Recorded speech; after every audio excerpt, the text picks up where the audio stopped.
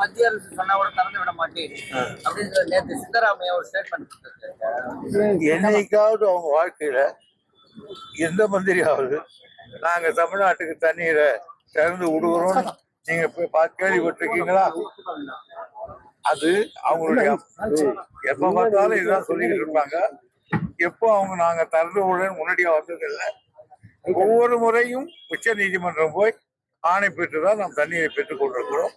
ஆகியனால எப்படி பெறுவதற்கு எங்களுக்கு தெரியும். இந்திய குடியுரிமை சட்டத்தை திடீர்னு அறிவிச்சிருக்காங்க. தமிழக அரசு அதை அமுல்படுத்த மாட்டோம்னு சொல்றாங்க. ஆனா எடப்பாடி நீங்க உங்களுக்கு ஆதரவா ஆமா அது அமுல்படுத்தினா பாதிப்பு வரும் அப்படின்னு சொல்றாரு. அதை பத்தி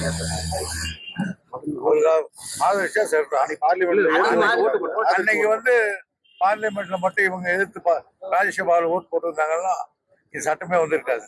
பாதகம் செய்பவரை கண்டால் நாம் பயங்கொள்ளலாகாது பாப்பா, மோதி மிதித்து விடு பாப்பா, அவர் முகத்தில் உமிழ்ந்து விடு பாப்பா.